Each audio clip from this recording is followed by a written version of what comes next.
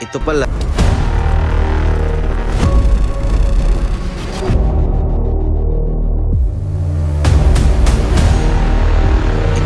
ang naging buhay ni ARPCI visitor sa atin. Isang araw pagsilip natin sa loop ay nandun na siya sa loob ng ating loop. Hindi ko alam kung kanino siya, wala tayong idea na kahit isa kung saan siya galing, basta pagtingin ko nasa loob na siya. Ang tanging ginawa natin sa kanya ay nirecover lang natin ng konti, pinakain, binigyan ng isang kunting gamot para makarecover agad. At wala tayong hinangad kung di bitawan siya pagkatapos makarecover. Dahil tayo isang panser din, naghihintay tayo sa ating ibong paggaling training na hindi natin alam kung ano ang nangyayari sa kanila. Dahil aminin natin na ang ibon pag nasa training na o nasa karera, hindi na natin pag-aari. Wala tayong idea kung makakauwi pa sila.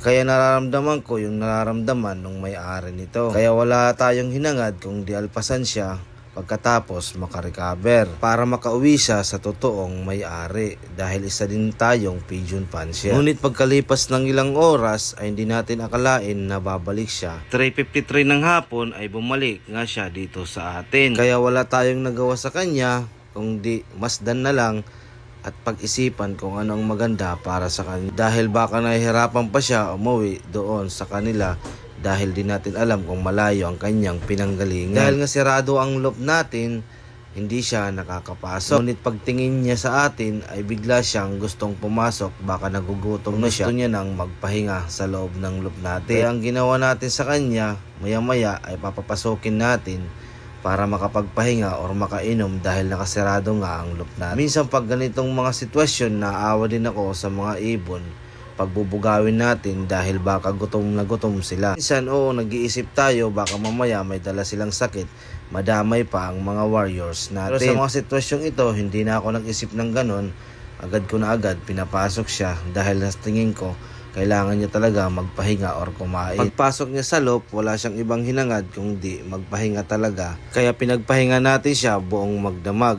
Pero kinabukasan ay agad natin siyang inalpasan, sinabay natin sa ating mga warriors. Dahil sabi ko, baka nga ito ay nakapagpahinga na para makauwi doon sa totoong may-ari. Pero pagkatapos nilang rumaging ay pagbalik ng ating warriors ay hindi na naman siya kasama. Pero pagkatapos ng ilang oras ay bumalik din siya sa atin. Kaya kinabukasan may extra time tayo, kaya nakapagtos tayo ng ating mga pangsamit. Ginawa natin sa kanya, isinama na lang natin siya para medyo lumayo-layo doon sa loop natin. Pagkakamali ko lang dyan dahil isinama ko rin siya sabay-sabay sa pagtos sa aking mga warriors. Dapat pala isiningil tos ko lang siya para wala siyang idea makauwi sa ating loop. Pero naisip ko hindi ko ginawa yun dahil nga baka sabihin naman pinahihirapan natin siyang mag-isa lang. Hindi ko kasi alam kung ano pa ang nararamdaman niya, baka stress pa nga siya sa liparan. Pero pag uwi ko sa bahay, hindi ko na iniisip na nandito pa siya. Kaya nag-ready na agad ako ng patoka ng ating mga warriors. Pero makailang minuto pagsilip ko sa loop ay nandun na naman siya sa loob ng loop. Kaya wala na akong naisip sa kanyang iba kung di dito na muna siya para makapagpahinga or lumakas pa siya